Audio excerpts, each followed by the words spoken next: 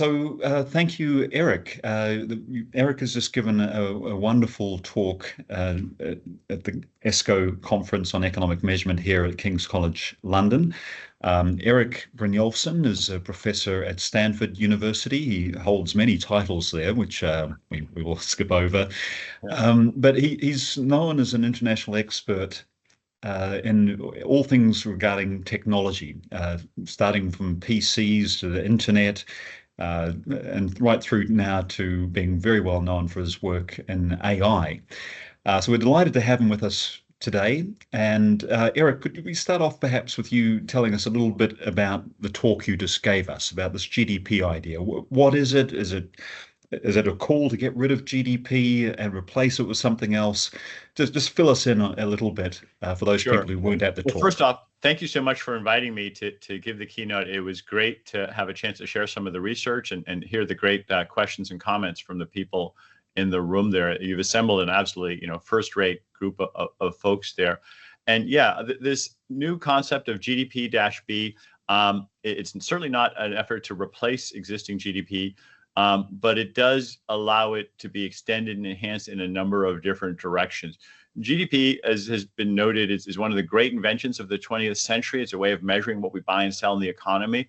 But there are a lot of things that have zero price, and they tend not to be captured well, or if at all, in traditional GDP.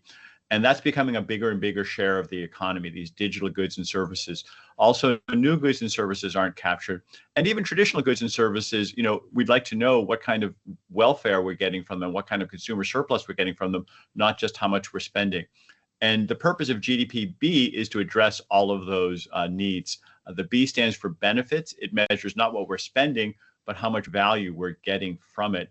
And with help from you, Kevin, and from Erwin, and from Abby Collis, and Felix Eggers, and others, we've been able to develop this framework that seeks to measure basically the consumer surplus you get from every good. And that works very well for free goods where the spending may be close to zero. So the only thing you would get if you measured just what you're spending would be nothing. And you'd have to use this other method, our method, to understand the contribution of it. In addition to the theoretical work on why this can be done and how it can be done, we've implemented some new empirical methods using massive online choice experiments where we survey hundreds of thousands or even millions of people about how much we'd have to compensate them in order to get them to stop using a particular good or service. And this gives us a sense of the value to that person. Some people it's a lot, some people it's less. And for each good and service, and for each person, we start getting an estimate of their the welfare and benefits they're getting from it. If you do that for enough goods and services, enough people, you start getting a pretty good picture of where people are getting benefits in the economy, not just from digital goods, but from a broader and broader basket of goods. Yes, so you started off looking at Facebook, I believe, and other digital products, but you mentioned you're now looking at other consumer goods. So this is a methodology which can be used beyond just the digital economy. Can you tell us a little bit more about that?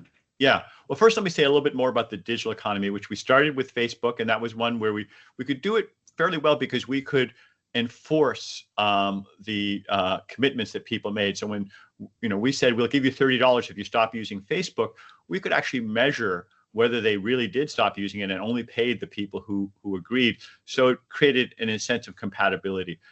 We're now doing it for more and more goods and services. We looked at 10 different goods and services across 13 countries recently, and you can see that there's trillions of dollars of consumer surplus being created, often proportionally more of it in poorer countries. Free goods are easier to buy if you don't have a lot of money than expensive goods. So in a way, it shouldn't be surprising that poorer countries and poorer regions get more value from them. And now we're in the process, just the past few months, of broadening that to a very broad set basket of goods and services. Food like beef and chicken and pork, consumer items like clothing and haircuts, cars, air conditioning, as well as the digital goods that we looked at earlier.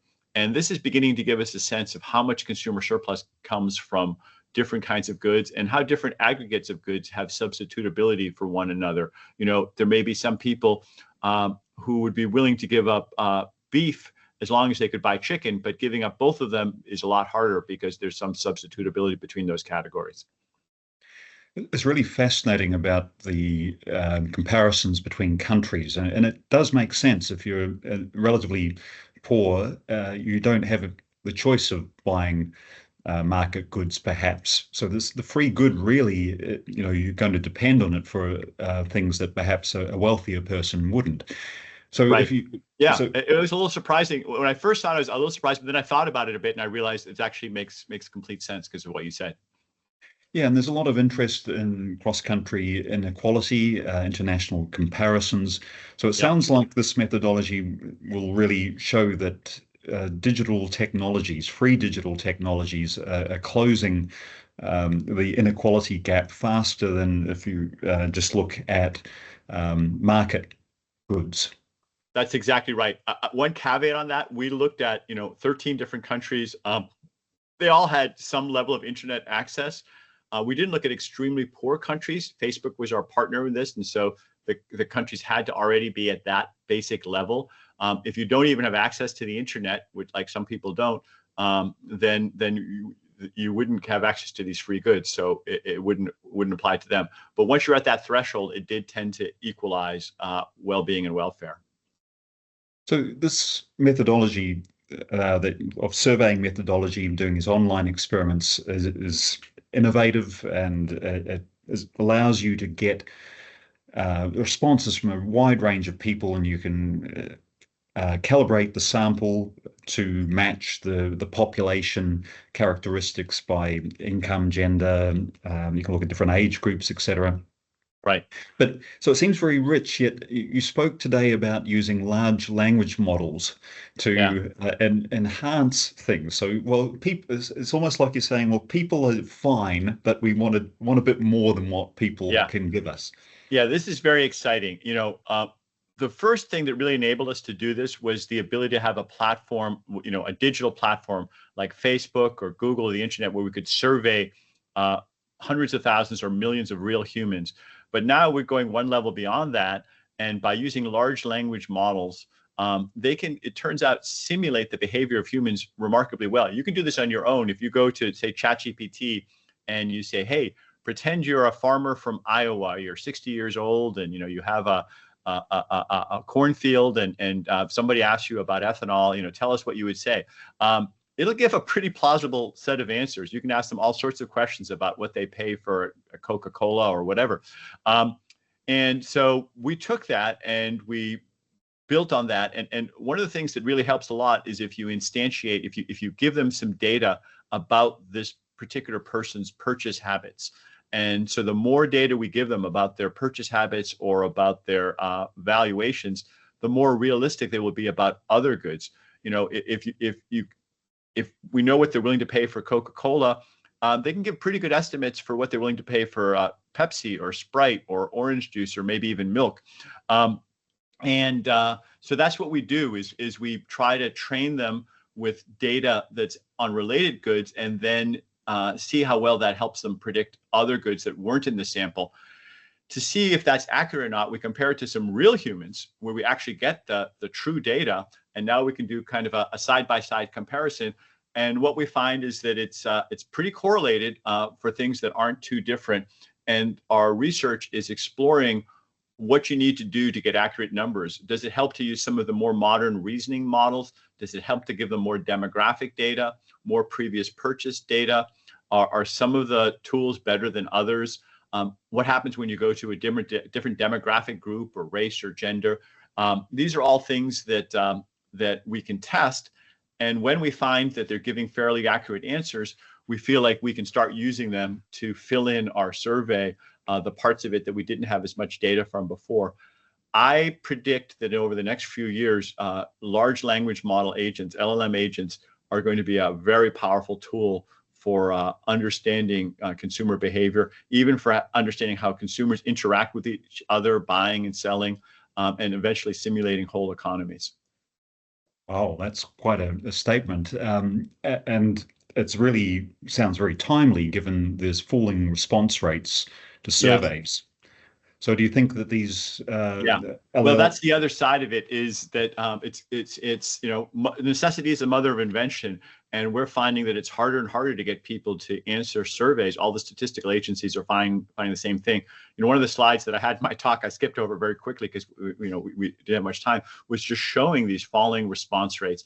And it's even worse than that, because what we've discovered is some of the people who are purporting to answer the surveys, they themselves are using LLM agents. So we got to keep up with them. So if you go to Prolific or Mechanical Turk, Amazon MTurk, what you'll find is that some of the participants there have their own LLM that they use to fill in survey answers, and they give sort of plausible sounding answers, but they're kind of doing it quick and dirty. And you don't want to be relying on that kind of data because it's not from a real human.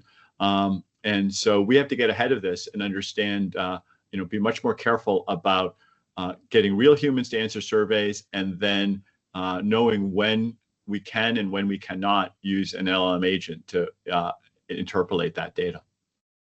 Well, this sounds like a really important innovation for economic measurement. Now, here at ESCoE, of course, economic measurement is what we're all about. Right. Now, you've had some engagement with ESCoE. You're working with people who are very much engaged. How do you see the role of ESCoE in promoting economic measurement? Well, ESCoE is really right on the frontier of economic research, economic measurement, and that's why it was so valuable for me to have a chance to share some of this research. Just looking at the set of participants, the set of other speakers, this is the place to be at this conference, and all year round. It is, as the title says, a center of excellence in economic statistics. And I'm glad that two of my team members here were able to attend in person. I wish I could have come in person, but I have my teaching and other obligations here at Stanford right now. I do have my day job, but we've got the time zones to line up, so I was able to come in and share it. I'm hopeful that we can take this methodology, GDP-B, which you and I have worked on together, and a growing team of people are working on, and get more people to participate in it. We need something like this for all the reasons we've mentioned. The world is becoming more digital. New goods are more and more important. Survey responses are falling. And so we need to have some of the methods that we've been pioneering here more broadly used. And I want to do as much as I can to make it easy for other people to adopt these approaches, give them the survey tools, show them the methodology, because ultimately, if we can get many other countries, many other researchers working with this same methodology, we're going to be able to do cross-country comparisons. We'll do comparisons across different goods. And some of them, people smarter than me, will figure out how to apply it to new categories like healthcare, environment, household production. And that will allow us to have an even more comprehensive measure of the economy. This is all very exciting. And this is just, while there's some overlap with other things you're working on, this is quite extraordinary that you've put together such a large program on this, and it's making such good progress.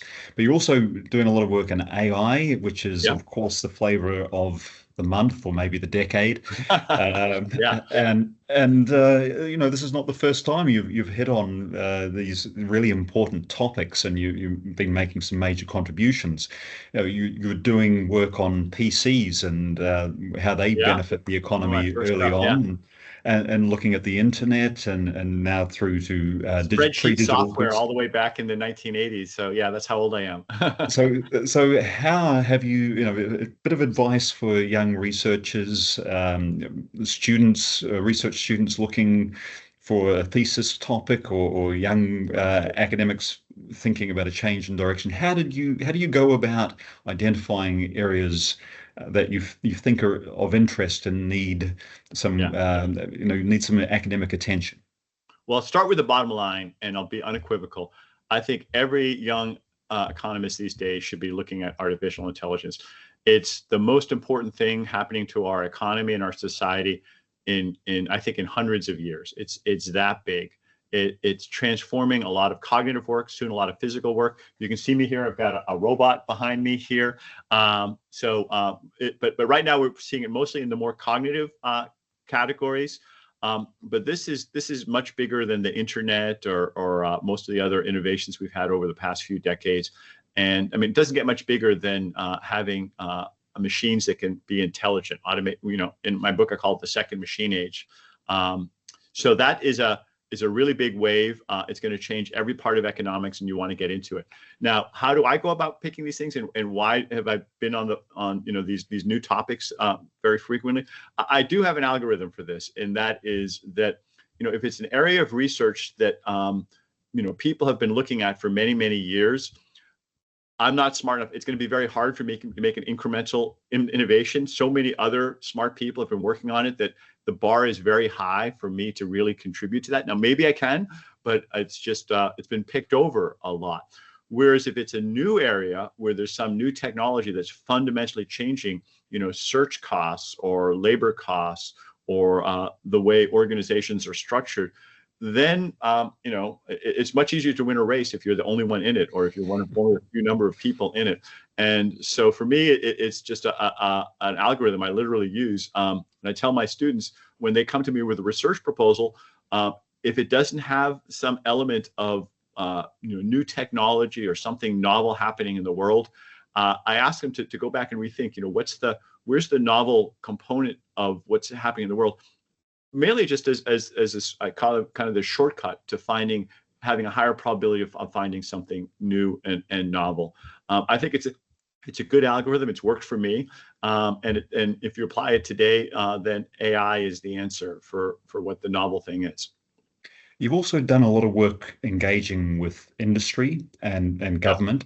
Have you got any good research ideas from that engagement? Did you see that as beneficial to your research program? For sure. That's another cheat code of mine.